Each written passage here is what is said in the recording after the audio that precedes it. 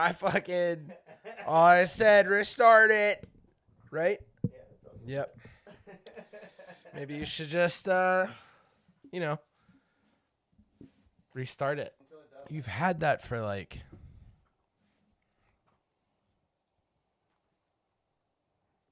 7 years? 8 years? Hey, listen. No, notice If how it long ain't broke, don't fix it. notice how long it took me to count. It's like, how long ago was that? Welcome to Life's Greatest Hits. I'm Jason Earle. And I am Jordan Foley. Here's how it goes. Each episode, one of us chooses a vinyl. The two of us get together and listen one time through. Then we discuss our takeaways. On this episode, we will be listening to In the Heart of the Mountain by Ben Nichols. Man, it's been a long time coming on this one. It's been Yeah, a it bit. has. Well, where do we even begin? In the Heart of the Mountain was released in 2025 by Ben Nichols, an artist who's best known as the voice at the center of one of the most beloved Americana rock bands, Lucero. Ben Nichols is the frontman, primary songwriter, and emotional backbone of Lucero, a Memphis-based band that has spent decades living in the space where punk, grit, southern rock, and hard-on-your-sleeve songwriting collide. Lucero built their reputation the hard way, relentless touring and making songs about love, regret, traveling on the open road, and survival, with a voice in Ben Nichols that sounds like he's lived through it all. Songs like My Best Girl, Texas and Tennessee, Nights Like These, 16, the list goes on. Nobody's Darlings, Rebels, Rogues, and Sworn Brothers, 1372 Overton Park, Women and Work, All a Man Should Do, Among the Ghosts, When You Found Me, and Should Have Learned by Now. And just last year, Ben Nichols and Lucero keys player Rick Steff released Lucero Unplugged, a collection of 20 acoustic Lucero songs, all recorded in one live session. While holding the mantle of Lucero, Ben Nichols has also put out solo music over the years, including 2009's The Last Pale Light in the West and 2025's In the Heart of the Mountain. In the Heart of the Mountain was co-produced by Ben Nichols himself and Matt Ross Spang. It was recorded at Southern Grooves in Memphis, Tennessee, and features contributions from Morgan Eve Swain, Todd Bean, and Corey Brannon. Stripped down and reflective, In the Heart of the Mountain trades the barroom sing-alongs for quiet acoustic moments, focusing on themes of isolation, resilience, and finding clarity far away from noise and expectation. Join us, folks, as we listen to In the Heart of the Mountain by Ben Nichols and discuss our takeaways. Buddy, I'm so excited for this one. Yeah, let's do it. Let's do it. Hey, guys. So over the last couple years, my hat collection has grown. But these wide brim hats I got from Two Roads Hat Company have become my absolute favorites. I am very excited to let you know that I now have a partnership going with Two Roads Hat Company. Head on over to tworoadshatco.com. Pick out your favorite hat. They have so many to choose from. They have felt, straw, wide brim, short brim. They have trucker hats. They have beanies, you name it. Be sure to use the discount code Foley15 and get yourself 15% off of your order. Again, that's tworoadshatco.com. Foley15 in all caps will get you 15% off your order at Two Roads Hat Company. Shoe buddy. Man, another good choice, my friend. Yeah, that was a lot of fun. And that was my choice. I chose this one, Yeah. but I feel like this has been a long time coming for this album. Yeah. We've talked about listening and doing In the Heart of the Mountain on this podcast for a long time. And we've actually taken the last couple months off. So it's been, a couple months. I don't know. It lasts like, Feels like forever. like forever, about a Yeah. month and a half off. And just to come back swinging in 2026 with one of my favorite albums of the year last year, In the Heart of the Mountain by Ben Nichols. Man, it just, that's like probably, I've listened to the album.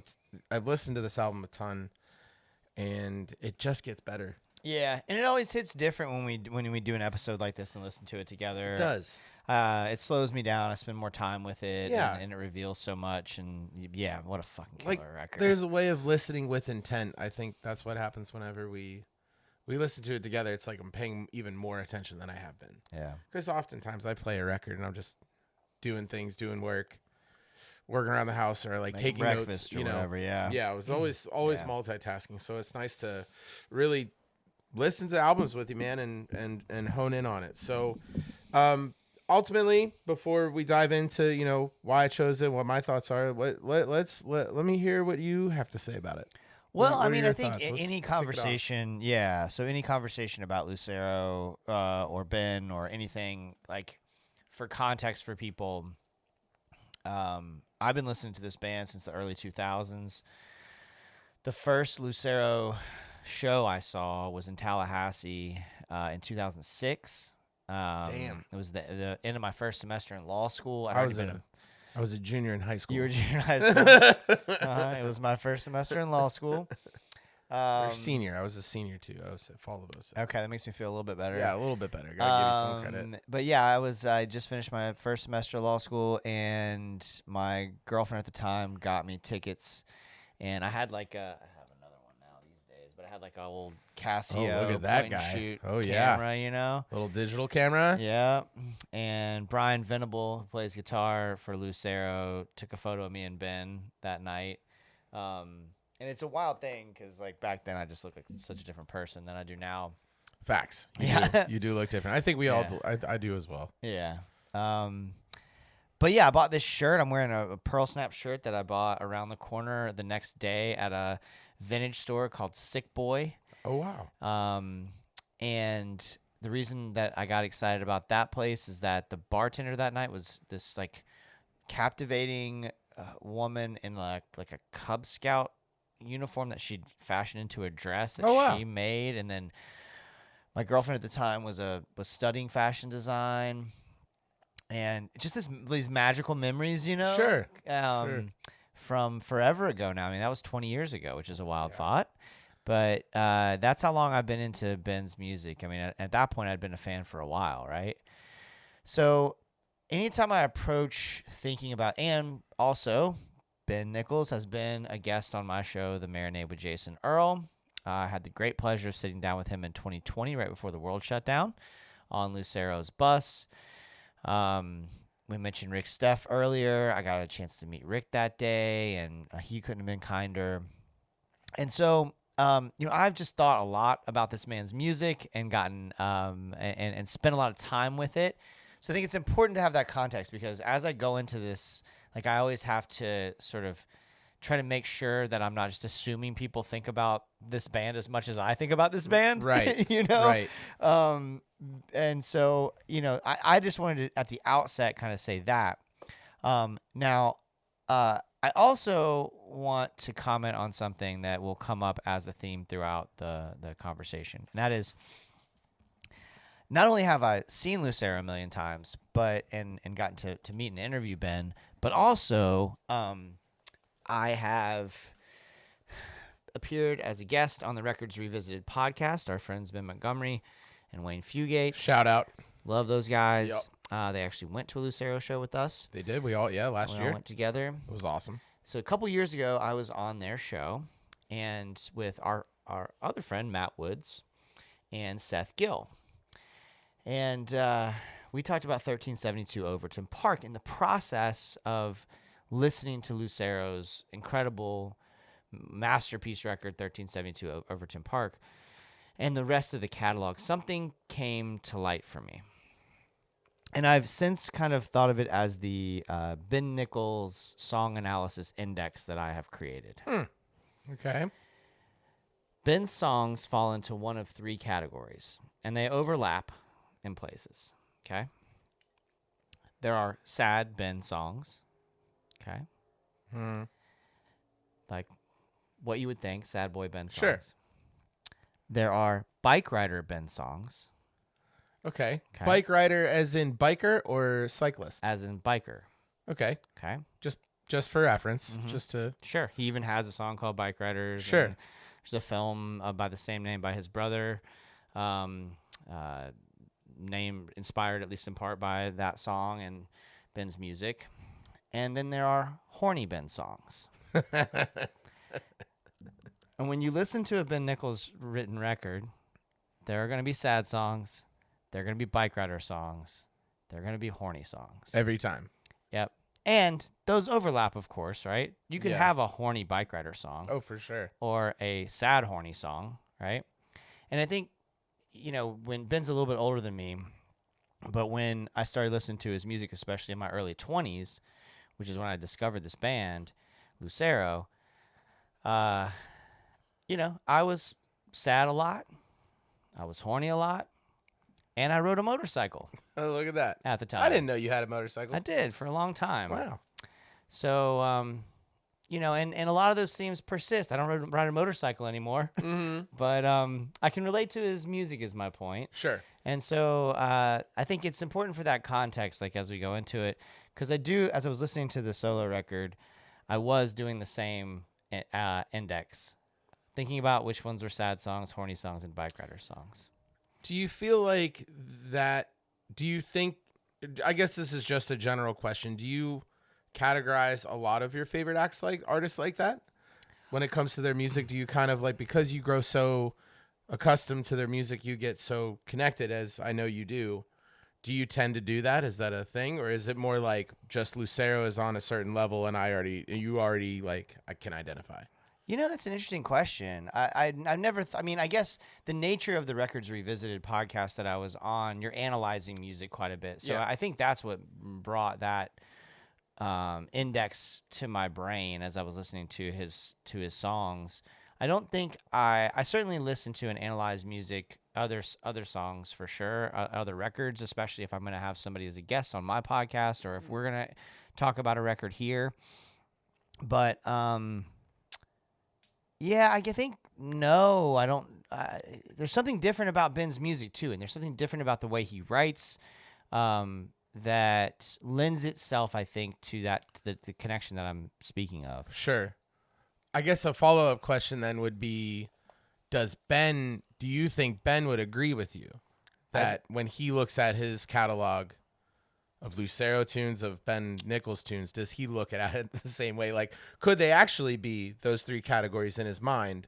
Or is that just from a subjective standpoint of like, I guess it's just such an interesting... I think he would think it's funny. It's just such an interesting take because I don't know that I've ever like looked at an artist's catalog in that manner. And so I guess like you kind of threw me for a loop, really. Like I think it's cool because I definitely analyze music too. And I look at music a certain way. I dissect it. I think about how it's making me feel. I go back to it, and then I feel something new or something different. And I definitely did that with this album in particular. So I guess that's why, when an album comes out by Ben or by Lucero, is it that you already kind of like, you could listen to the whole album and then every single song you're like, that's a biker song. That's a bike rider. I could song. do it. That's I don't think I do it consciously. Sure. And I didn't do it with this one until I sat down. Oh, okay. And we listened, and then I was like, wait a minute. Oh yeah. Oh, I'm hearing that's a bike rider song. It Oh, just okay. kind of like the first however many times I've listened to this record, I did not think about it like that. Oh. Just when we were sitting here, I was like, oh fuck, that's a horny Ben song. Yeah, he has them. They're definitely there. It's just that's so cool because I really do think that's cool because we all just take in music in such different ways, and especially when it comes to such a prominent band in Americana and with punk rock fused into it and that southern rock kind of feel that Lucero brings to the table, the timbre of Ben's voice alone can draw you in, and it's not even necessarily, and I mean this respectfully to Ben, if you're listening to it, I mean this respectfully, like it's not even like the best vocals out there. It's just the way Ben has a way of singing to really draw you in, and that's how I felt with this album in particular. And that's, I will admit, to bounce off of like your history with Lucero, mine isn't as expansive. I've been a fan of Lucero's for a long time. Mayor Buddy Dyer of Orlando and his wife actually said that my band reminded them of Lucero. Yeah, that was a pretty cool thing. I'm just now thinking about it as we're talking about it. Buddy Dyer is a Lucero fan? Yeah, their son is like a huge Lucero fan, and we were playing at the Plaza Live in 2021. It was like the outdoor parking lot series, yeah. And we were in the green room, and Buddy Dyer and his wife came in with their dog, and his wife said, I just wanted to say, you guys remind me so much of Lucero. And Tyler and I were like, what? That's like awesome. It was like, you would have never expected that to come from such a, the couple that you know, the Dyers. Yeah, Like the you first wouldn't. couple of Orlando. The first couple of Orlando. You know, Mayor Buddy Dyer. Didn't see that coming. So yeah. He's been mayor for about that long a time. He's been mayor since like 06. Yeah, a long time. And the times are going to be changing here for him soon. Yeah. But all that being said, I was introduced to Lucero by just the song alone, My Best Girl. Mm-hmm. My Best Girl has been my favorite Lucero song for a very long time. And I will say that in the last couple of years that has changed to Texas and Tennessee, because I play it now. And so there's like a connection there where it's like every time I play it, I feel something powerful. Mm-hmm. So there's that. There are layers to Lucero for me, especially because, you know, we were talking about the live show, getting to see them live last year. Ben and Lucero in general, whether it's a Ben Nichols as a solo artist show at Will's Pub here in Orlando, or it's, you know, at the Social with, like, there's always been a reason why I can't make their show. And it's fucking pissed me off every single year. Mm-hmm. And so the fact that I finally did get to see them at the Social with you and with our buddies at Records Revisited and Seth Gill, who everybody in that group was just so, like, you could tell there's such a love and affection for Lucero. Mm-hmm. I felt like I was like at everybody's level, and that was really cool. There was a very welcoming vibe. Now, on the flip side of that, before I start talking about the album, I did want to I pointed this out while we were listening, so I do have to bring it up. I did notice that just in the dynamics of our night at that show, there does seem to be like this old guard of fandom where everybody is just a little critical of the set list at a live show, or how does Ben sound, or how does the band sound, or, you know, and I'm not pointing any fingers. It's kind of just it was a general thing that I noticed even beyond our group that was there, where it's like you could tell there are such diehard fans that maybe they've seen Lucero set 50 plus times or 30 plus times, and they're going, I just want something different, or I want the same. And so maybe just as a longtime fan yourself, I mean, 06, I hadn't heard of them back then. Like, I didn't come across Lucero until way later, I would say after college. So probably like 2012, 2013. Mm-hmm. So what is it about Lucero in particular that the diehard fans are like a little bit more on the nitpicky side of things? Yeah, so, I mean, 06 is the first time I saw them live, but I probably was into them around 2002, 2003, something like that. So you got to remember, that's 23 years ago, 24 years ago, maybe even. And a lot of the folks, so there are a few things that I would say about why that's the case, because I don't think it's unique to Lucero, but I think there are some things about Lucero that lend the band to some of that kind of criticism. Yeah. That's no fault of their own. No, it's not. And I think that's what makes it, sorry to cut you off. It's just that I think that's what makes it important to talk about. And it's no slight of the band. It's no slight of where they are or what they're doing. It's just something that I noticed. Yeah, I think so. A few things. One, I think that we Lucero fans in our 40s and 50s have been listening to the band for so long, and we do have memories attached to so many eras of the band. Sure. And so, you know, my favorite Lucero record is Rebels, Rogues, and Sworn Brothers.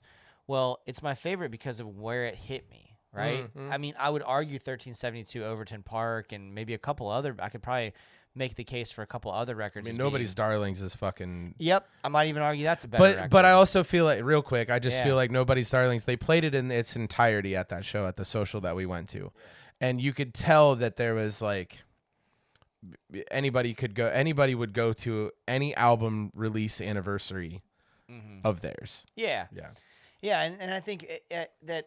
Over time, I think there's a certain amount of just the people that predominantly men, not necessarily, but predominantly men in their 40s and 50s can get a little crotchety about their art, right? Sure. And so I think there's probably some of that is just the truth about it, right? Yeah. I think there's also something about Lucero being such a niche kind of thing. They've achieved broader success than a band that niche would make any sense for. That also checks out, yeah. And because they appealed to me because I liked punk rock and I liked country and I liked rock and roll and I liked, and then when they added horns, that I liked that Memphis soul thing. So they're just at the crossroads of things that if you're a fan of theirs, you're more than likely a really intense fan of theirs. Yeah. And that intense fandom, also, there's a part of the sort of, I don't want to use the word cult following, but that intense following about them is that the live show I love their records. Yeah. Love them, and I Love love Ben's solo records.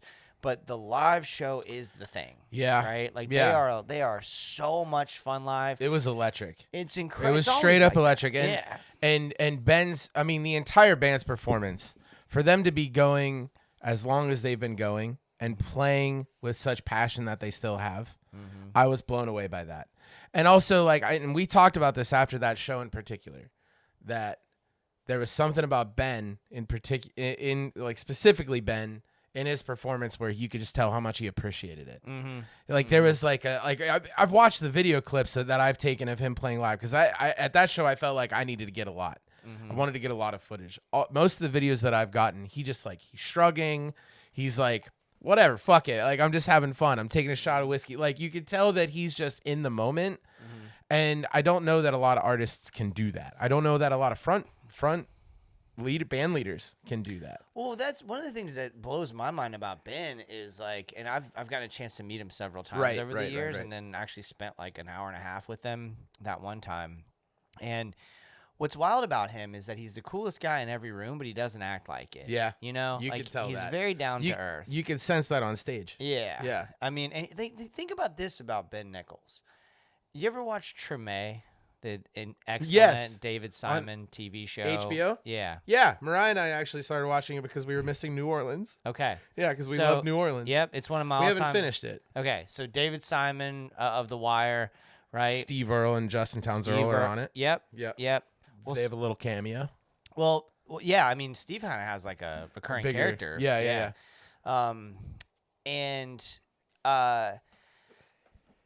Lucero shows up in the series. Oh, okay? no way. Yeah, and I don't. I haven't give gotten away there since you yet. haven't gotten there. Shit. But he basically plays a cooler version of himself, and it just feels so natural. But when you watch it, you understand what I'm saying. Yeah.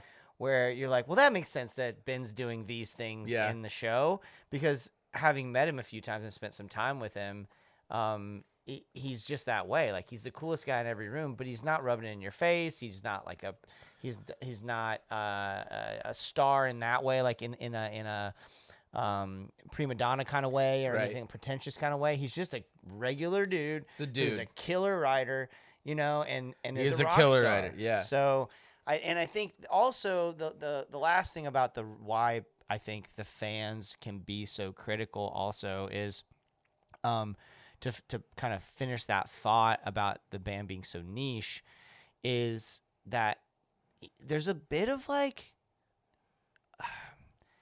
not gatekeeping, but like wanting to hold on to them for their own. And when the band starts to do something different, Ben went in some different directions over the last few records. And when that starts to happen, I mean, I remember when they first put out those records with the horns on them. Yeah. And everybody was like, what the fuck is this? What is this? Yeah. And now we all look back on them and are like, well, those are some of probably their best records, Yeah.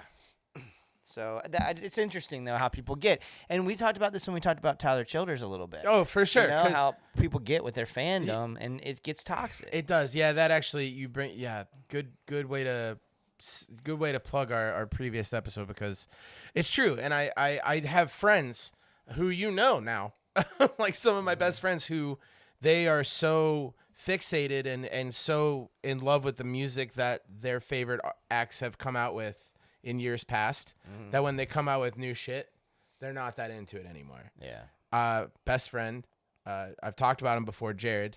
I don't know if he's going to listen to this or not, so I can call him out. Jared I have always thought Jared has good music taste. In college, Jared was like a diehard OAR fan, right? That was just it was his thing. He loved OAR. He loved the live albums. He loved all of it. Listened to it all the time. OAR kind of changed their sound, and then Jared kind of fell off. He was like, he fit into, my point of saying all that is he fit into this like era of a band where he's like, I really love that era of the band. And bands evolve, artists evolve, and we talk about this a lot, even just as friends when we're talking about music, because we're always listening to new music.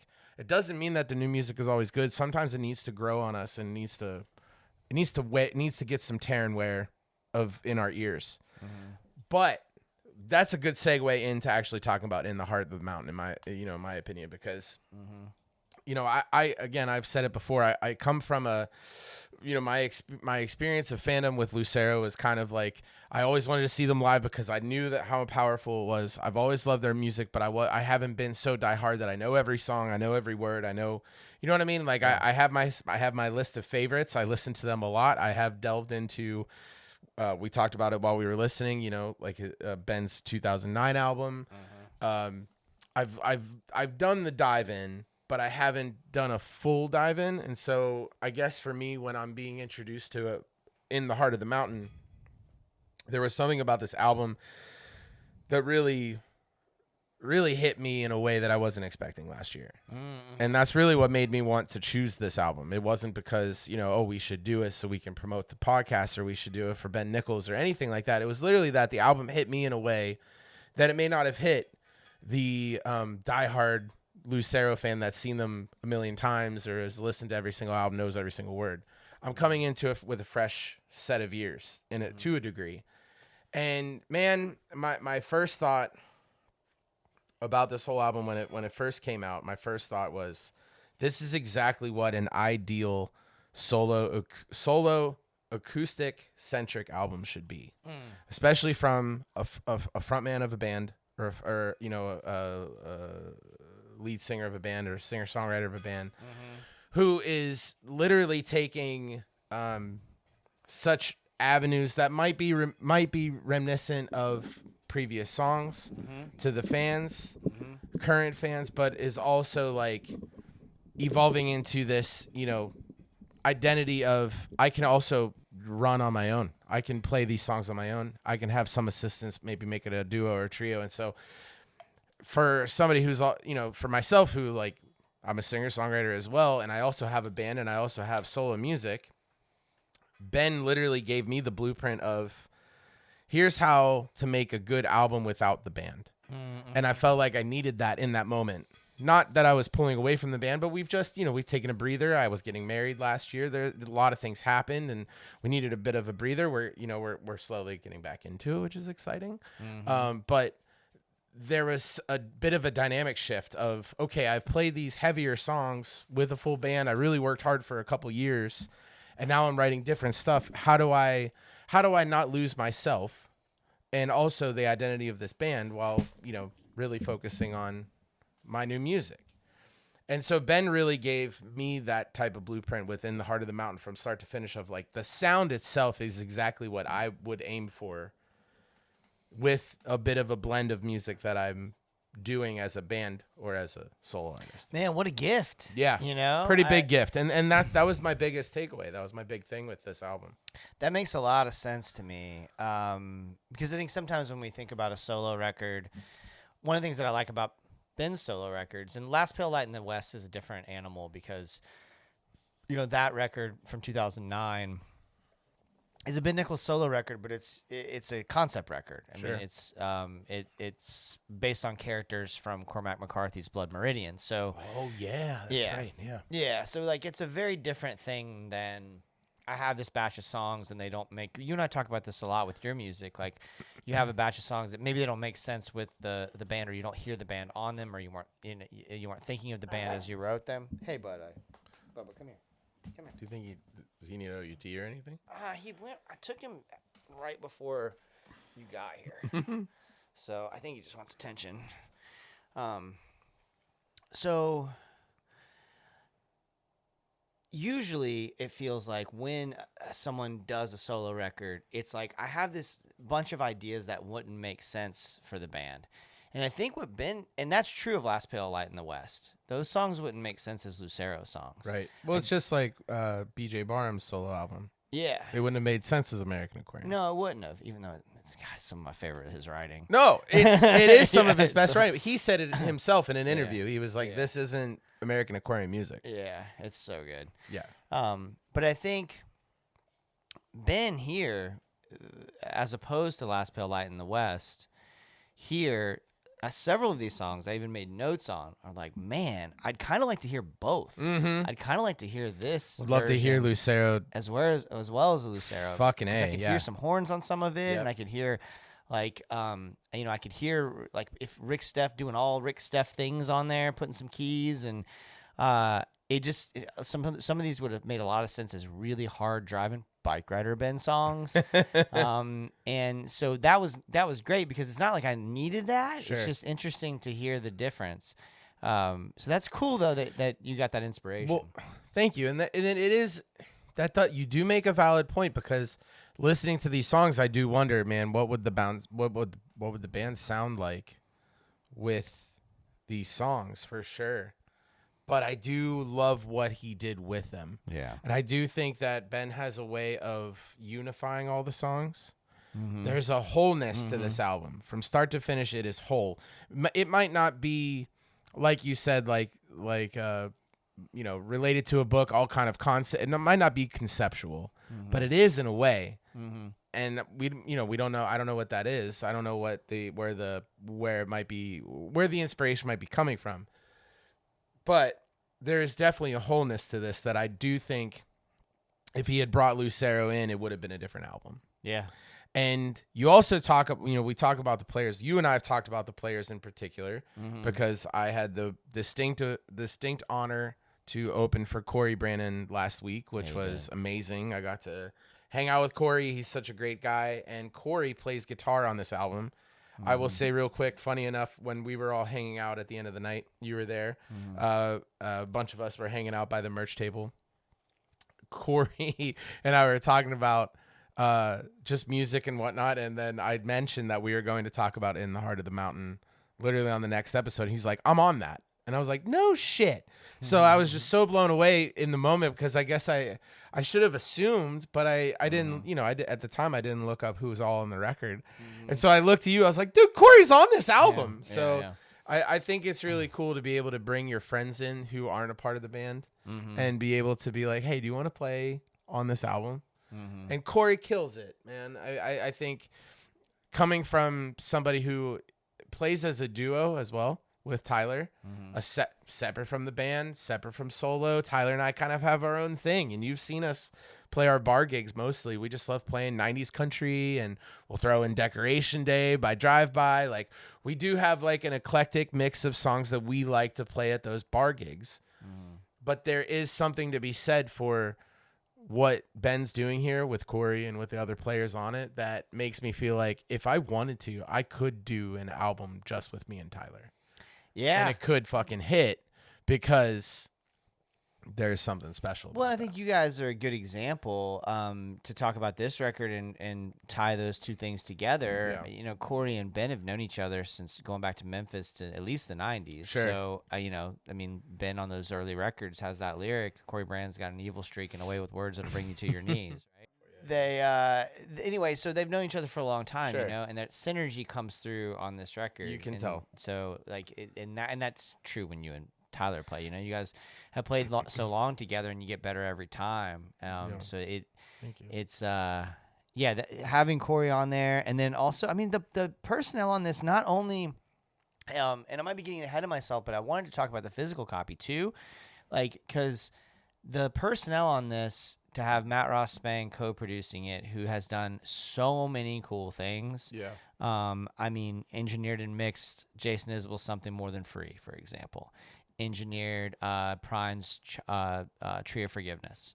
Was chief engineer of Sun Studios in Memphis. Worked his way up from 16 years old, just doing the work. And then if you look at his credits, it's like all my favorite records. He's somewhere on all my favorite records. He's in there, yeah. That's so cool.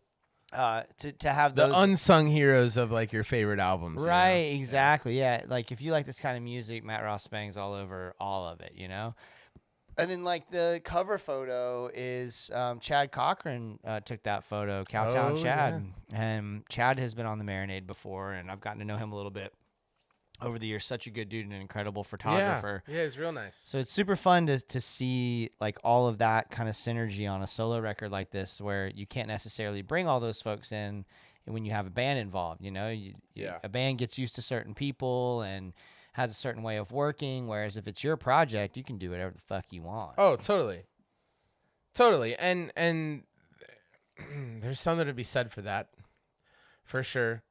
And it's also tough these days to. Oh man, I just heard recently. We've talked about like some of the music marketers that we follow on Instagram, or I followed on Instagram. One said that you would be surprised, and I'm not saying Lucero's like this. I'm just saying that this is out there, that you would be surprised at how many bands are really solo acts. Mm-hmm. It's just the truth of it, because you look at somebody who is literally building the foundation of this band based off of their music. They're bringing it to the table. The band's working on it. The resources are being utilized. The creative flow of the musicality of everything is coming through. But it all starts with somebody's idea. Mm-hmm. And I think there's something special to Ben looking at this and going, I should do this myself. And I also think there's just a way of the industry right now. And I'm not saying that Ben told me this, or that like Ben might even feel this way. I could be wrong. But the way I've been looking at it is, it's really tough. It's tough to feed mouths. It's tough to make it valuable to get out on the road if you're just up and coming, or if you're in a certain spot, and everybody needs to make money. Everybody, at the end of the day, there are bands that, bands want to make a profit. It's a job. It's a wonderful job, and it's putting your music out there for other people to hear, and it's so intimate, but it is still a livelihood.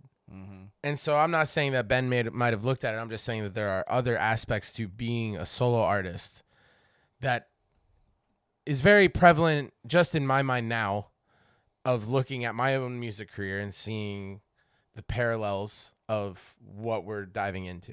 Mm-hmm. There are parallels to what can I do with my band and what can I do as a solo artist. Mm-hmm. And I think Ben hits the nail on the head with this album.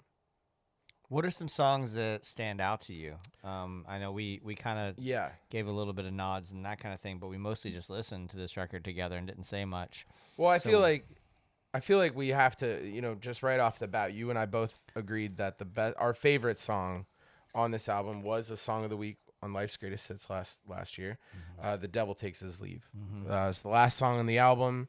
It is my favorite song on the whole thing. It is so powerful, and it has a grit to it, and it's minor, and it's got its own feel, but it is like wrapping up the album in its entirety. Mm-hmm. But I'll be honest, like I could listen to that song on its own over and over again. Mm-hmm. I think there's something to be said about that song in particular. It really stands out. Yeah, that's a sad Ben song. Categorized as a sad Ben song. That's a sad Ben song.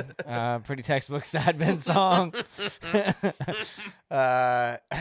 how I like it. Yeah, exactly. I like a good sad song. There's a reason why the two of us said that was our favorite Fucking song. A, yeah. On I mean, the it's. record. It is lyrically I think that has the most lyrics on the record. I'm not sure if it's the actual longest song, but I think it is. And just anytime, like, there's a lot of existential. Maybe existential Ben needs to be one too. Okay. Maybe there's sad Ben and existential Ben. Existential Ben is probably a subcategory of sad Ben, and this one is existential Ben for sure. Lord Almighty, here I stand among your heavenly host. I've done all that you demanded, and now I think I'll go. I've done all your killing. I've tested many souls. And then just going on, like when he gets into the heavy existential part, ash to ash and dust to dust. I don't know if God has a plan. Oh, but I'm sure the devil does. We do what we must. There's just so much that I resonate. That resonates. Oh, with me yeah. so hard. Oh yeah. In my consistent bemoaning the fact that I'm going to die someday and I don't know what to do about it, and there's nothing I can do about it, and yet it still freaks me out every day. That song really hits me and the existential feels. Welcome to the section of the episode where we talk about Jason Earle's fear of death. I mean, I made it. How long did we make it? I made it damn near an hour without bringing up my fear of death. Sorry. I had to do it. It is, I I agree. I think we were even talking about, categorizing his music before this episode of, death is so prevalent in his music. Mm-hmm. And that song, man, it hits you right where it needs to hit you. I have been also dabbling with writing about the devil lately because I feel like there's so much room to be creative with such a character. Yeah. With so many layers of a character that it literally embodies the worst things in the world. And there's so much bad shit in the world. Well, and know? also the best things in the world, depending on your perspective. Yeah, too. You know? Yeah, true. Devil's rad as fuck. Yeah. And so I think that it depends on perspective. Like, I was raised that the devil was so bad and it was real, Yeah. And now a lot of the things that The I was devil? taught, yeah. Everything is the devil to you. Mama. Everything that I was taught was the devil, like poor Bobby Boucher. Like, all that, like, so much of that shit as he learns, right, is the best shit in Vicky the world. Valico. Yeah. Yeah, like, touching boobies is He rad touched as my boobies, fuck. and I like them too. Yeah. She showed me her boobies. I Yeah. like them too. Yeah. No, Skipping and a it's bass. well, I feel like the first devil song that I ever heard was "Devil in Donna, Georgia," and that song is badass. You can't deny it. You could listen to it over and over again, and you can't deny how badass it is. So when you look at somebody who, even in their existential dread, or like questioning faith or what God has in store, especially with everything going on in this fucking crazy ass country in this world, there is still a sense of you hit it. Yeah, you hit it, because there's a sense of positive and negative to the devil, like, because it's sinful. And we love the things that is considered a sin as people. We could spend literally the whole episode just on that song alone. I will say my other two favorite songs, "She's Starlight" and "The River," hit me more so in the last couple weeks. You want an alligator, bud? Want an alligator? Come here. Was it like a dentist stick? Yeah. Murder a motherfucker for this thing. Do you know who created those? No. Stephen Wilson Jr. Created when? Like the dental stick? Stephen Wilson Jr. invented dentist sticks. No shitting you. I don't know about greenies. But yeah, Stephen Wilson Jr. is a scientist and a boxer. That's wild. And he's married to the lead singer of Sixpence None the Richer. That's wild. Isn't that crazy? Yeah. That guy? But yeah, no, he literally, your dog is eating a bone that Stephen Wilson Jr. invented. That's crazy. Yeah. I'm not gonna fact check that. I'm just gonna. It was on a podcast. I actually listened to it. I'm just gonna accept it I just as listened to true. it recently. I can't remember. I mean, he's talked about it a few times.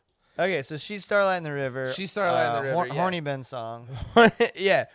I was actually in the shower when I was listening to it, and it stood out to me. And that's something that I wanted to point out too, is that I listened to this album in moments of woe, some moments of woe, and moments of downtime, or moments of feeling kind of downtrodden, which I like to go for walks when I do that, when I feel that certain way, when you get into the realm of depression and battling the things that go on in your head. I walked with this album over the weekend. I walked about 2 miles just with it in my headphones. Nice. And Love then that. like I listened to it in the shower, the next day, and not that I didn't take a shower the day before, but I just put it on blast, and She's Starlight in the River just was the first one that came on. And I there's something about these songs that take me to a different place, it's beyond just the actual vision that Ben had with these songs. I think there is an overall sense of I go into my own head when I'm listening to them, and that song really stood out to me with that. Hell yeah, man. The Prayer is another one. It's right after that. Yes, I that was really my like third favorite. the whole side B of the record is.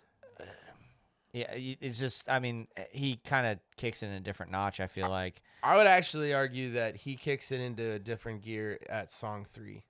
Huh. It's for the Western. Oh, I love that one too. Isn't that the third one? Far from the West. The third song on the record is from a Western or a war movie, or the third one at least. From a Western or war movie. The third one that has lyrics. There's a little interlude. Right. So there is something about that I do think the first 2 songs, they're building up. Then that third song hits, and then it's just go. It's on go from well, there let's on. talk about that in a second. I did want to mention the prayer real quick since I already brought it absolutely. up. And that is a slow tempoed song, but I would still categorize it as a bike rider song. So most of Ben's bike rider songs are just like vroom vroom, like in terms of tempo and the whole bit, right? I'm sorry. Everything about the vibe. They're just vroom vroom. Yeah. But the prayer is much more like down tempo, and so the other thing I want to say about the prayer is that, and I mentioned this while we were listening, Ben is really good at just telling these rock and roll stories that feel like the character Ben Nichols. Yes. But he is also excellent at character-driven songs that are, he never served in the military, but he can sing from the perspective of someone coming home from war. Yeah. He can sing from a preacher's perspective, and he can, and I think especially side B of the record, there are some more character-driven songs that hit home for me, and the prayer is one of them. Yeah. Definitely hits home, especially the prayer in the middle or towards the end. Like that really just, I mean, when I was growing up, when Metallica added, Now I Lay Me Down to Sleep, like Enter Sandman, like I fucking love that shit. Like I don't know what it was about it. There was just something about it that really resonated. And yeah, I agree. You said this while we were listening, that he is so good at character-driven songs. But do you think, what do you think it is about it that makes it good? Because Ben still sounds like Ben. Yeah. I think he writes with an empathy that most great writers have. I think in talking to him a little bit, that comes through as well. I think he is he's someone who who consumes a lot of art. He listens to a lot of music, and he reads a lot of books. He comes from a creative family. His brother, Jeff Nichols, is a acclaimed filmmaker and has made some, they're acclaimed for a reason, really wonderful films.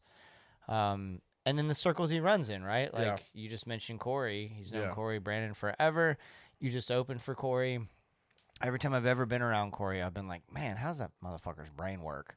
Like, he's just such a smart guy, and he's constantly consuming and art of various kinds and processing them. And so I think I've been thinking about this a lot as I think about my own creative life and try to balance it all, I just think about like what I am consuming. And I've said this before on the Marinade. I don't think I've ever mentioned it here, but I don't know if you're familiar with Saul Williams, but the poet and musician. Okay. He tweeted out many years ago, and it just really stuck with me, about how you are the art that you consume. Like, the art that you consume becomes a part of what you are creating. And it's a simple statement, but it makes a lot of sense. It's like food, right? And it's the energy for the creative brain and the creative engine. So I think with somebody like Ben, who's not only consuming stuff all the time, but also, and I don't want to speak for him here, but it has to be the case that essence we talked about earlier, the down-to-earthness about him, how he is the coolest guy in every room, but he doesn't act like it. He's just being him. That allows a person to connect with people. Think about how many people Ben Nichols has met and continues to meet all the time, and how many characters, how many fascinating individuals he's meeting. And maybe less so now. He's a family man. He's settled down quite a bit, but he's still on the road a lot. He still does his bike rider tour. He quite literally rides his motorcycle to the gigs. That's cool. Right? Yeah. So, he's still out there on the road learning and meeting people. And I think that then allows you to empathize with characters that you're writing because you meet so many of them, of the real life ones. That's so important too. And I'm learning that because, starting out my music career, my songwriting, as a singer-songwriter, my songwriting portion of my career was very heavily based on heartbreak. It just was. At the end of the day, it's an easy topic. Yep. Because you feel hard, you can drive the emotion, you can manage what you're saying and really let it resonate and hit people in a good way. People get impacted by, because we've all felt it. So what do you do whenever you're no longer heartbroken? Yeah. And you actually have like the coolest partner in crime that you're like, fuck, I don't want to write about heartbreak ever again. Yeah. So what do you do? And it's like you have to branch out into other avenues. You have to find other outlets. And I think that's what really stood out to me when you said that Ben is so good at character-driven songs, because he is, and it's also something that I'm striving to do. I think it's important to put, as a songwriter, it's important to challenge yourself and put yourself into other people's shoes. Yeah. And also, with what you said about Ben meeting people along the way, I mean, everybody's a canvas. Everybody is a piece of art that you can work with. And they might never even know it. They might never even know that song is about them or is about their life or about their character. And then transitioning into that, the listener takes what they're listening to, the song that they're loving the most, and interpreting it their way. So even when Ben might have meant this thing about the devil and death and God and everything, there's something that somebody else is taking away from it that is like even more powerful on their end. And I think that's what makes a great songwriter. Hell yeah. It's very important. And you and I both know Joe Pug's talked about it on The Working Songwriter with many, many singer-songwriters about the power of creativity and being able to utilize your resources. And I just think it's so special. And it makes Ben very unique in his own way. We've talked about this, we've said it before, we listen to a lot of this kind of music. We digest it so frequently. But I do think that Lucero and Ben Nichols, they're kind of on their own playing field. They really are. When we look back at some of the artists that we've listened to, they're on their own playing fields in certain ways, but at the end of the day, Tyler Childers, and I know that's my favorite phrase, but at the end of the day, Tyler Childers is connected to, when you hear Tyler Childers, you also hear Sturgill Simpson. You also, or think Sturgill Simpson, or you think, Sturgill produced those albums. So, his first two albums. So there's always connections down the way, which then goes hand in hand with, you were talking about Matt Ross Bang, about how he's, across the board in this genre is so powerful. You look at Dave Cobb, who's worked with so many artists over the years and so many bands, and they've been successful because they're pulling, Rick Rubin, they're pulling the best music out of them. I think that Ben is making this music, and I guess in my head, I'm wondering where he wanted to go with it. What was his purpose of making this album? Because he went on a full band tour immediately after it. I think he only went on a few solo runs. I'm not sure. Last year, if I remember correctly, just paying attention. Then he did, a 20-year anniversary of Nobody's Darlings with Lucero. Totally pivoted. We went to the show. He didn't play any of these songs, from what I can remember. I don't think so. So I guess that's what I would, if I had the chance to talk to Ben and have a sit-down conversation with him, that would probably be my first question is, how do you differentiate this music with Lucero's music? When that's the big theme of this conversation, I think, is you look at Nathaniel Rateliff and the Night Sweats, and then Nathaniel Rateliff, somebody that I totally emulate and have tried to emulate in my music, of like, have a full band, heavier sound, work on being a sad singer-songwriter as well. It's like its own entity. Yeah. That's my big question for Ben is, how do you manage and fuse the two? Well, Ben, come on, Life's Greatest Hits, please. Yeah, man. Thank you, Ben, for the follow, by the way. Big shout out to Ben Nichols. And A handful of the artists who have been really, along the way, we've been doing the songs of the week.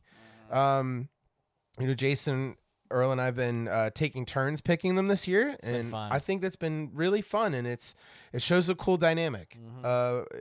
And also, I love the songs you're picking. Yeah, and so like we're not picking songs that we're like, oh, I don't like that, or Yeah. But back to Ben in particular, last year we put "The Devil Takes His Leave" as the song of the week. I chose it because when this album came out, that was the song I couldn't stop listening to. Put it out there. Ben shared it. The shit blew up.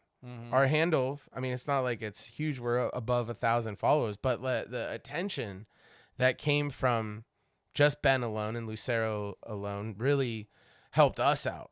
And that's the whole point of what we're trying to do is obviously we want to talk about our favorite music, but we're also talking about music that we want to get people to talk about or listen to or have something to say about it too. Yeah.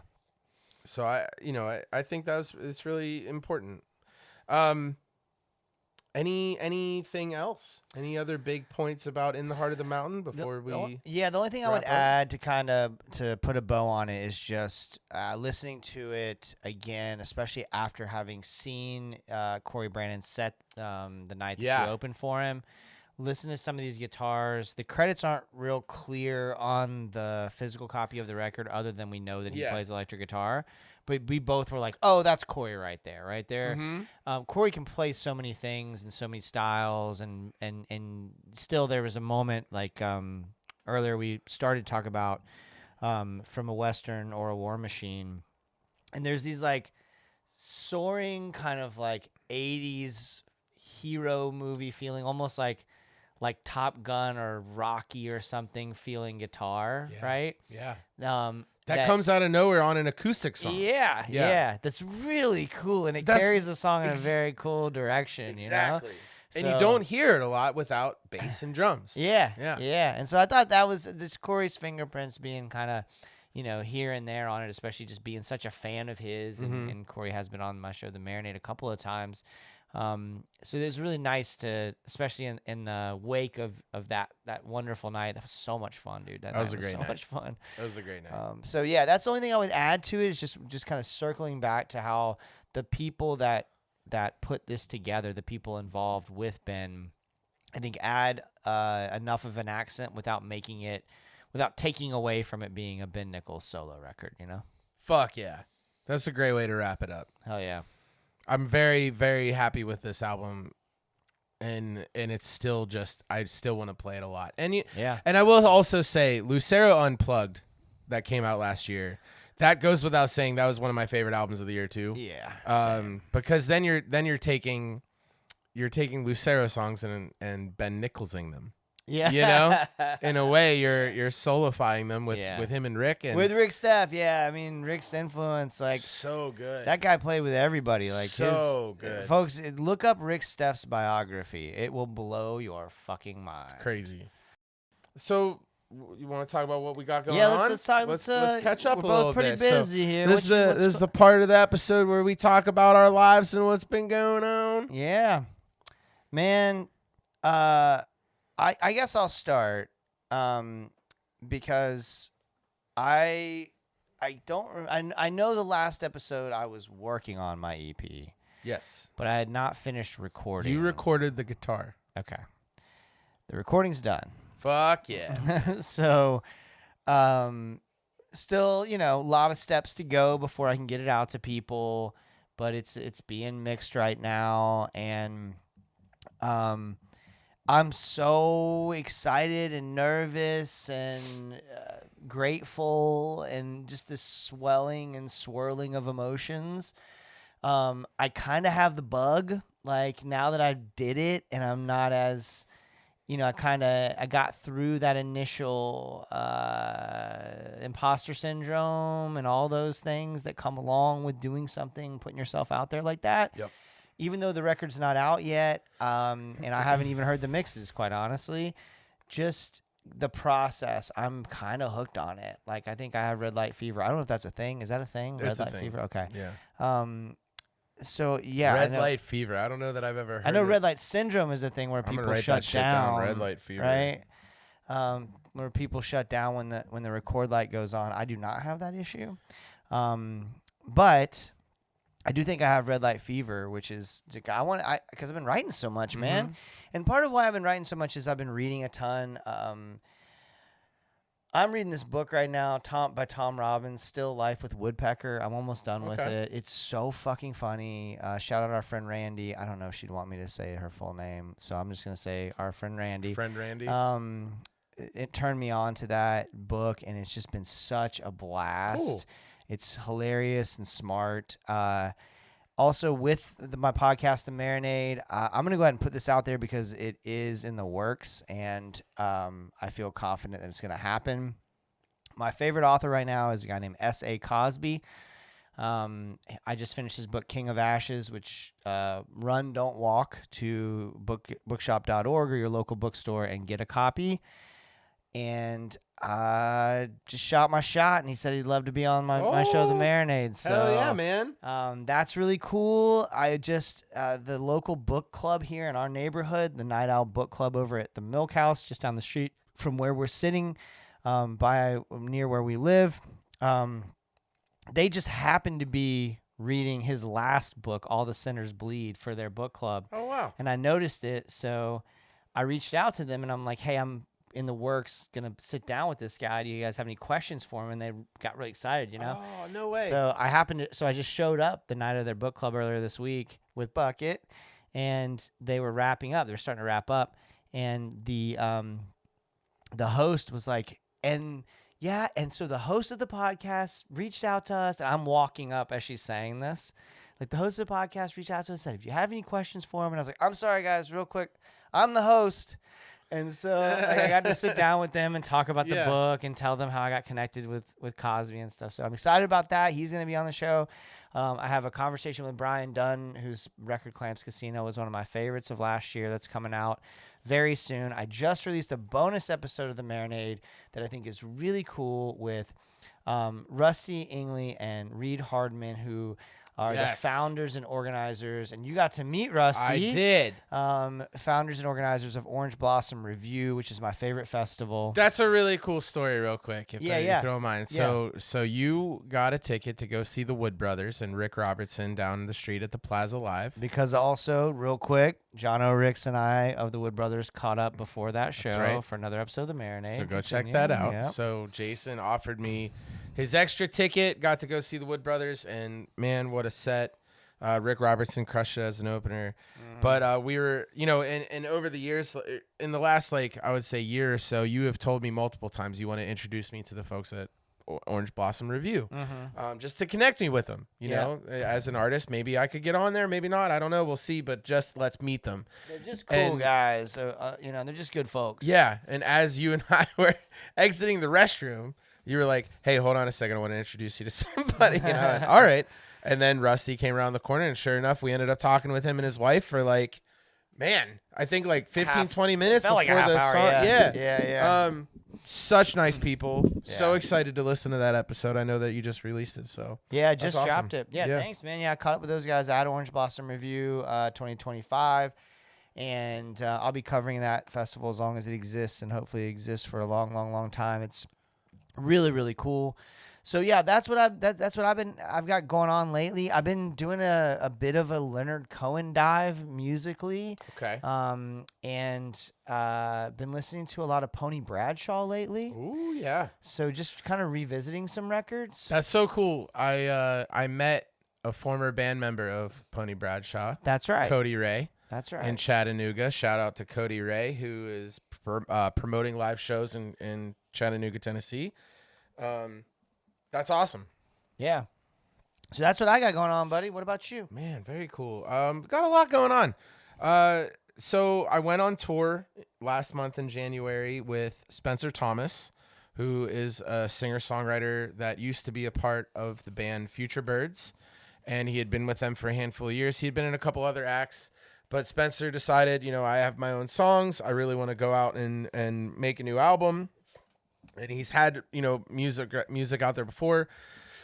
And we have the same booking agent, so we got paired together to go on a little bit of a run in January. We went to Duluth, Georgia, played at Eddie's, formerly Eddie Owen is the former founder of Eddie's Attic in Decatur, Georgia.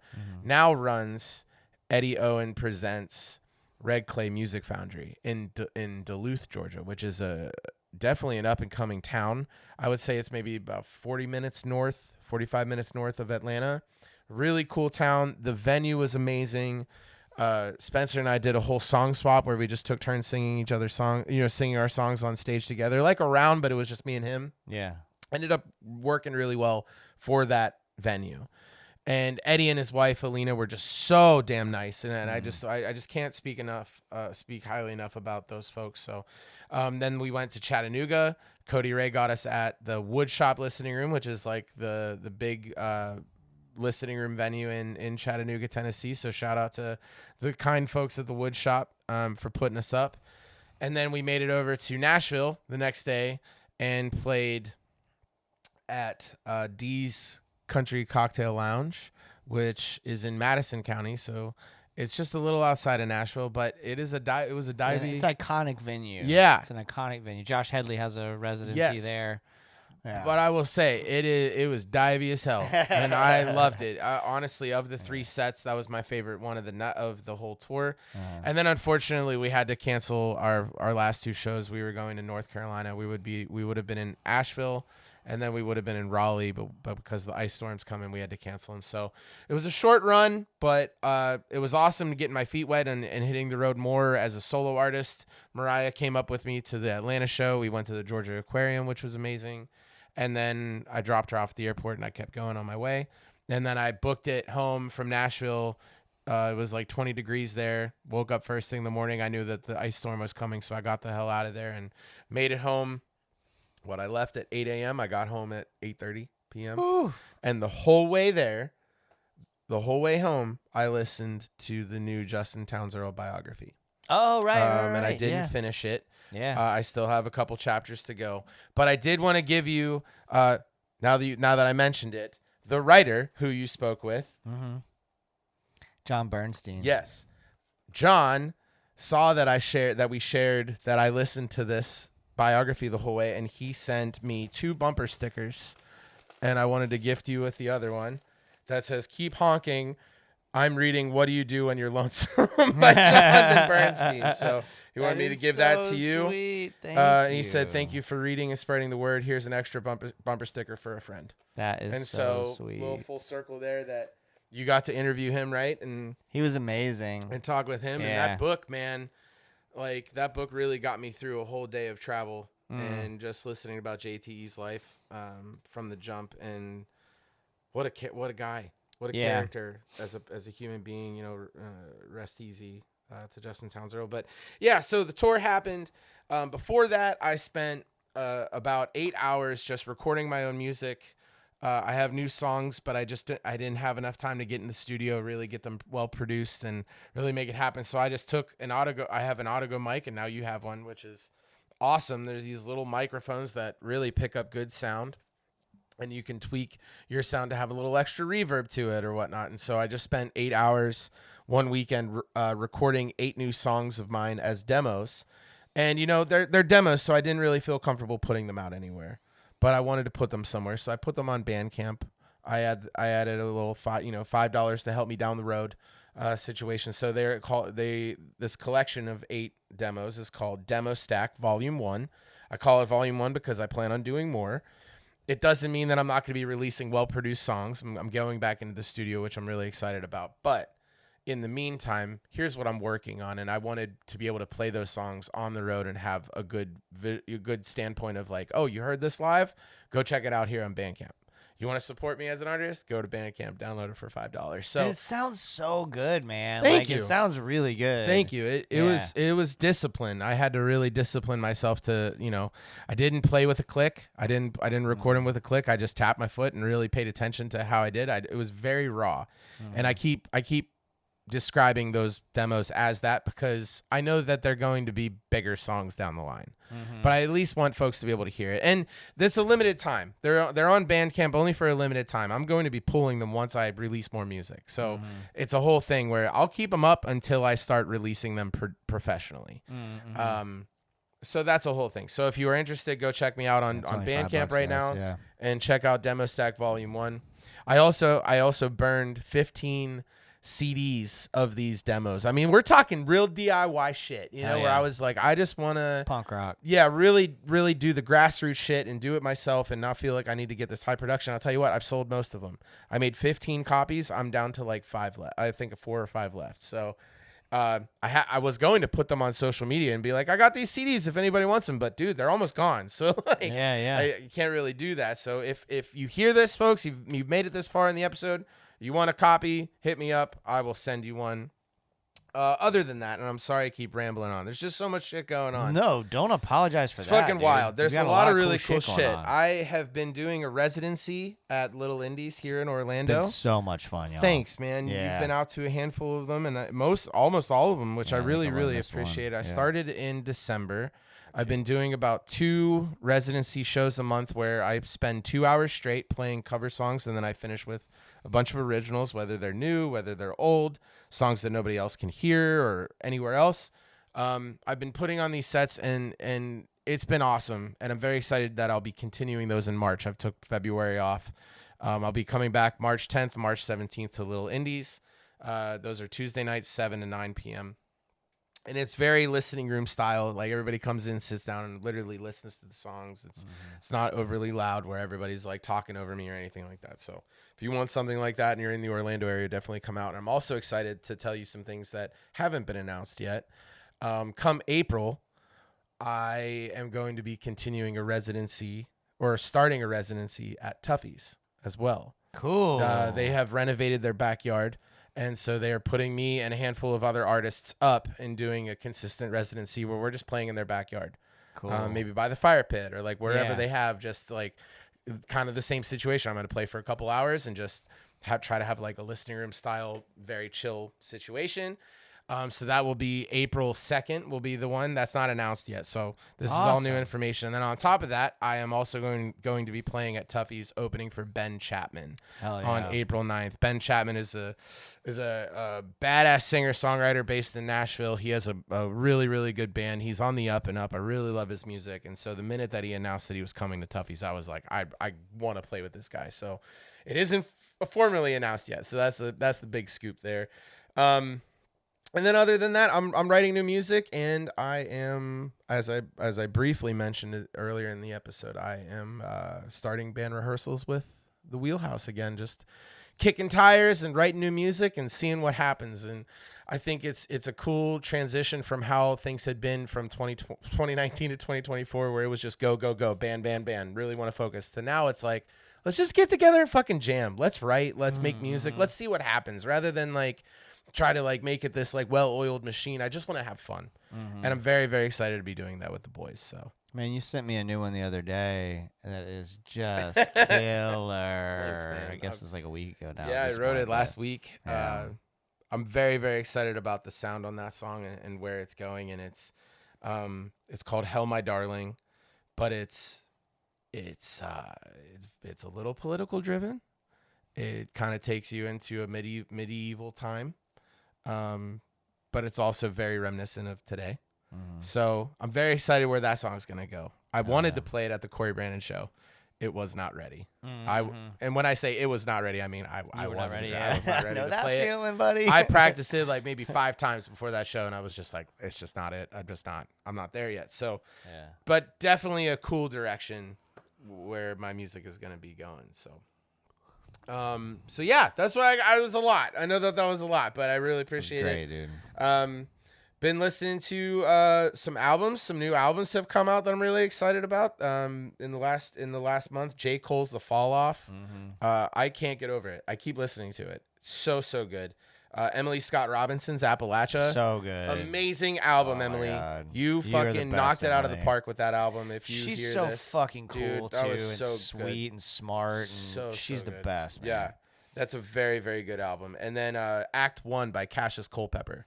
If Yeah, you that's haven't really. listened- I did you've listen listened to it. Yeah, Yeah. I really dig it. It's yeah. good. Yeah, he's Yeah. really, really kicking some ass. So those are good ones. Any that stand out Man, to you? That there's a whole bunch of new records that have come out that I like. That new Jeffrey Martin live record that came out last week is I just really, finished really it. good. I finished it today. Yeah, that record's really good. And there's been a few. I listened to Emily's record, Emily Scott Robinson's record, so far this year, probably more than anybody else's. Same. Well, the fall off, but other than that Emily was on the Marinade last summer and was telling me about that record. So I'm really excited that it's out because she's so cool, man. I really connected with her and I'm grateful for her. Oh, yeah. So yeah, that one I've probably been listening to the most. Really Sammy K's new record too. Oh yeah, I gotta listen to that still. Yes. Yeah. Sammy, Born to Run, just put out an EP. It includes a cover of Van Halen's Jump. Oh wow. And Sammy, the first time I met Sammy, this has been years ago, and Sammy and I have become friends since. But the very first time I sat down with him for an episode of The Marinade, he came over to the house and we had this great conversation. And he extolled the virtues of Van Halen, a couple of their early records, and he's gonna be yelling at his computer box right now because he's like, because I'm not remembering exactly which record. I think the record's called 1984. I can't remember because I just always thought Van Halen was silly. Right. And then he was like, no, and so he starts just reciting the lyrics to Jump. So good. Oh yeah. You should just look at the lyrics to Jump on the page. Go ahead. So it's really cool. Yeah. Go ahead. Jump. Like and like when you hear it stripped down with Sammy and like his unique voice, it comes through. And Sammy's been writing a lot too. He's been sending me some stuff that's very, very, very cool. So I'm really happy to, as a fan and a friend, to evangelize his EP that just came out recently. And then I'm excited for. This isn't out yet. I don't think it comes out till this Friday, maybe. But Adeem the Artist has a new record on Came the out way. today. Came out today On Bandcamp only. Okay. All right. Yeah. Cool. So I I haven't saw listened that. to It's that. called like but New Notes. I can't remember the name of it. I just saw it though. Yeah. Shout out to Adeem. Yeah. Got some new got some good new Iron and Wine this Friday. Oh, fun. I'm excited about Iron and Wine for sure. Yeah, there's a lot of good music coming. Yeah, man. And I feel like usually we talk about it at the end, but I'm just so excited to talk about our next episode. Hell yeah. So let's just tell everybody before we finish up. Let's do it. Our next episode will be in March. Mm-hmm. There is a really big album coming out in March. Anybody have any ideas? On Friday, March 13th, by a band called Johnny Blue Skies and the Dark Clouds. And the album is titled Mutiny After Midnight. It is identified as a dance record by Sturgill Simpson, who just wants to make America fuck again. And I'm all about that shit, man. Yeah. So bring it on. We're going to talk about Mutiny After Midnight. And we're going to do the treatment that we did. Exactly. Okay, so all right. So you were getting to go that. ahead, Yeah, well, if you remember the folks who listen to the show, with Tyler Childers' Snipe Hunter, we promised that we would wait until the record came out and we could sit down in the room together and listen to it. We wouldn't listen to it ahead of time. We wouldn't listen to it. We wouldn't stream it. We would just wait till we could get in the room together before we listened to it. And it was difficult, but we did it. And Tyler Hood joined us for that episode. It's still the one that we get the most feedback on. It was a blast to make. So we're going to do that same thing this time, where we're going to listen to it for the first time together, sitting in the room. So I'm really excited for that. We're enormous Sturgill fans. For Jordan's bachelor party last year, we flew up to Louisville to see him and Bourbon and Beyond. Bourbon and Beyond Festival. So that's going to be a lot of fun. Yeah. Stay tuned for that. It's going to be a blast. New albums. So keep on the lookout if you are into new music just as much as we are. We post every Friday all the new album and EP releases. We've been posting new music on Friday. We post songs of the week every Monday. Jason, Earle, and I have been taking turns. We have a playlist that I've curated of those songs of the week exclusively on Tidal. So if you are interested, definitely go check those out. And we really appreciate that. But before we wrap up, I just have to say that the last episode, the end of the year, last year in December, I had told you that I gifted you a certain something that you and I had talked about. It finally came in the mail. So that certain something was I got you a It's major sitting in a box right now, guys. It's been sitting here for hours. He's just been staring at it. So if you don't know Jason Earle, he is a huge Cincinnati Reds fan. And on top of that, he is also, I'm a really big wrestling fan. And Jason's favorite wrestler is, oh yeah, Macho Man Randy Savage. So Major, which is a company that is set up by Brian Myers and Matt Cardona. Shout out to Major. They came out with a Macho Man LJN style figure, which is like the old rubber guys, right? Big rubber guys, of a Macho Man dressed in a Cincinnati Reds outfit. So without further ado, I wanted to gift that to you. It is in that box. And the Macho Man played in the Cincinnati Reds organization. That exactly. And we've talked about it on the show before, but I got to meet the Macho Man once. And they say don't meet your heroes? That's bullshit. I wish everybody could meet the Macho Man. He was so cool to me. It is awesome. Big macho guy. I'm so excited for this. This thing is so cool, man. Like, I'm jealous that you have it, if I'm being honest with you. Oh, my goodness. How cool is that? Look at that. That is even cooler in person Isn't it? than it was. Oh, my God. Yeah. Yeah. And no pressure. Take it out or keep it in the package. Do your thing. I was going to ask you what the do. protocol is for Bro, that. I think it's your call because it's yours. I will say that either way, it will hold value. But personally, I think it's yours, and it's two things that you love. So you can do whatever I the can't hell you imagine want ever with it. selling it. So like it would just be I'd have to be pretty desperate to sell it. It'd be pretty hard up at that point. So I probably will take it out. I don't know. I I would guys. say take Look it at out, man. Look at it. Look at how cool How cool it is that? Oh my God. Yeah. Shout out to Major. Buddy. Hope you hear it. Hope you hear us, and That's we're spreading the really love. cool. Go get you some Major action figures. I remember those. I remember these guys, and like they. I had the bunch of Macho them. Man. I'm sure I I had. had the Jesse Macho Man. Ventura. I had Hulk Hogan. I had all of them, but they were in bad shape because I play with them a lot. Yeah. But this one's in good condition, man. It's a definitely a keeper, and they're actually adding. They're doing more. Oh boy, Whoa, Bucket's pardon me, excited. sir. Yeah. He's like, "What's that? Is that a toy?" That's not a toy for you. Not for you, Rebecca. dude. No. But they're actually doing a New York Yankees and also a Mets one. Not to take anything away from the Cincinnati For the Reds. Macho? Yeah, Macho. Oh, But we need that's to the first and only. You know what I'm saying? collect all the other ones and burn them. Yeah. This is the one right here. Hell yeah, man. Cool. Brother, thank you. This was so Of much course. fun. What a fucking What a episode. good episode, man. I really enjoyed Yeah. talking with you on this one.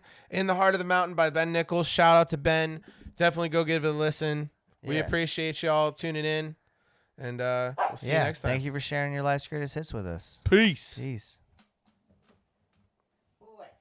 Good episode, dude.